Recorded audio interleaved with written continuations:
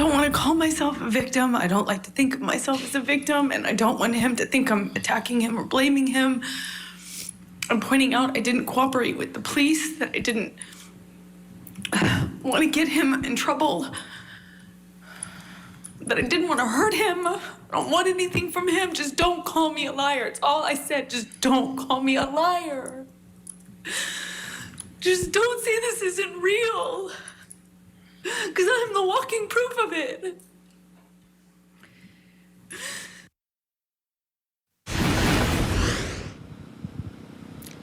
Jury didn't think it was real. Jury didn't agree with Amber Heard. They agree with Johnny Depp. Johnny Depp, the overwhelming winner today.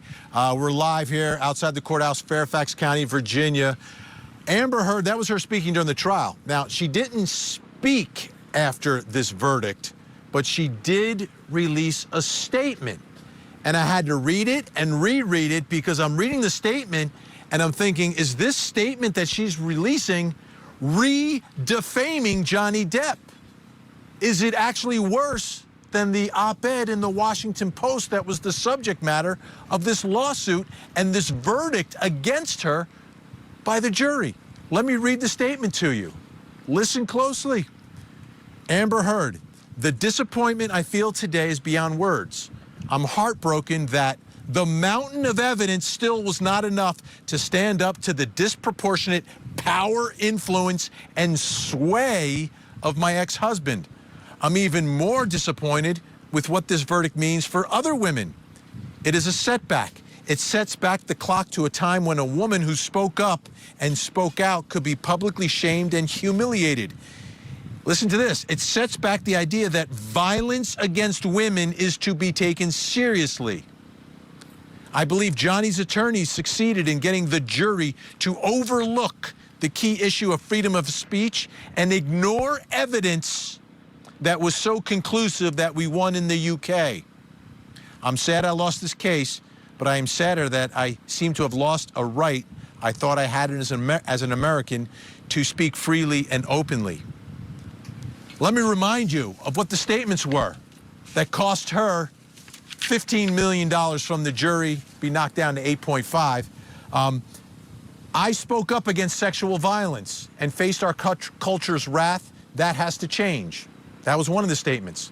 Then 2 years ago, I became a public figure representing domestic abuse, and I felt the full force of our culture's wrath for women who speak out. I had the rare vantage point of seeing in real time how institutions protect men accused of abuse. That was the statement that cost her $8.35 million. The statement she released today, is it worse? Is it potential re-defamation? I think I made up a word today. Let me bring back in the think tank. Sue Ann Robinson, Nima Rahmani, Kirk Nurmi with us. Kirk, your thoughts? I mean, was this a dangerous statement to release right after losing a defamation case? I certainly think so. She kind of really doubled down, if you will, doubled down on the defamation, because what did she do? She sat there and said, this sets back women who are victims of domestic violence, like me. It included a direct reference to Johnny Depp. They didn't buy the evidence. I had all this evidence of abuse, but nobody bought it. It wasn't considered to be true by the jury. That makes it even more likely to be false, right? When we talk about the double down defamation that Johnny Depp could pursue here, because this statement is all the stronger. Hey, I had a jury who said that this didn't happen. I had a jury that put $5 million of punitive damages in your lap, even though they're going to be reduced. And then you come out and say this. So yeah, she has absolutely, in my opinion, exposed herself to another defamation suit. Nima Rahmani, your thoughts? I agree. It's the triple D, the double down defamation or redefamation. Let's look at the statements that she lost on. It was sexual violence, it was domestic abuse, and institutions protect men. Well, the last two were what she restated today on social media. So, and look, Amber, you're not going to be able to file bankruptcy because the jurors found that you acted with intent. Intentional torts aren't dischargeable. Johnny's going to have 30 years there in Virginia, 10 plus 2 additional to really enforce this judgment if he wants to. So now you're saying it again, and Depp has already vindicated himself. So does he file another lawsuit?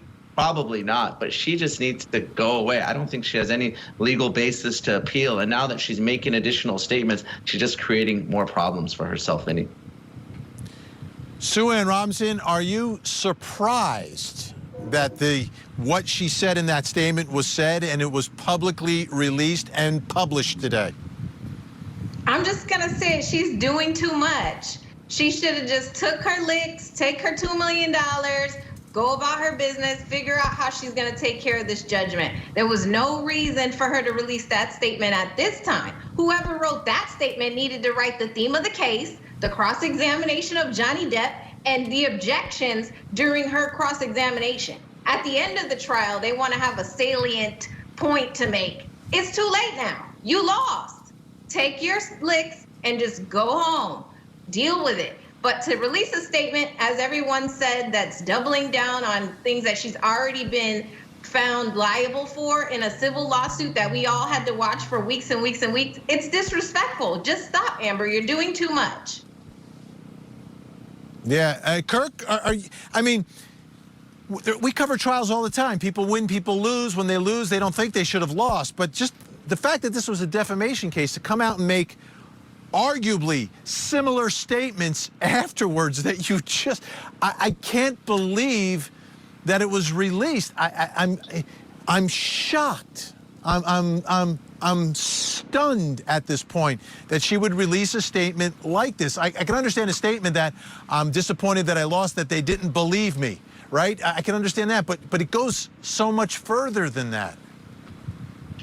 Yeah, you bet, Vinny. And I'm kind of not surprised by this, given her borderline diagnosis, right? I suspect her legal team had nothing to do with it. I suspect Amber, with her PR team, remember she hired a new one during the trial, came together with this. We're going to put this out because in some ways, you know, I agree. She needs to go away and figure out how she's going to settle this judgment. But in another way, she has no choice in some respect to stick by her story and hope that enough people believe her that she is a bankable star. Because right now, I would think she's a toxic asset as an actress in Hollywood.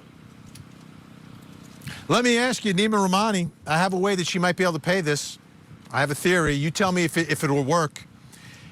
Before she released that statement in the Washington Post, it was vetted by some lawyers that she had. Could she file a malpractice claim against those lawyers, get them and their insurance company to cover the $8 million for her? I think it's a great idea, Vinny. Those lawyers are here in Century City, and they testified in the trial that they're the ones that helped her and the ACLU ghostwrite this, and they vetted it and they signed off. And so no question she should file against them to try to cover part of this judgment. She was relying on their legal advice, and really that's her only path right now, because she's probably the most despised woman in America, and no Hollywood studio is going to cast her for anything.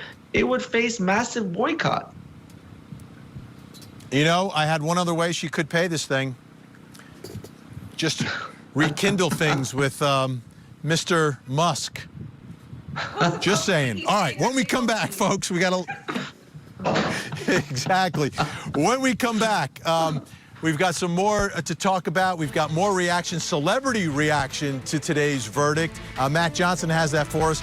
And I want to tell you about, this is the biggest trial of this year. I'm going to tell you about the biggest trial coming up next year on your front row seat to justice. Don't go anywhere.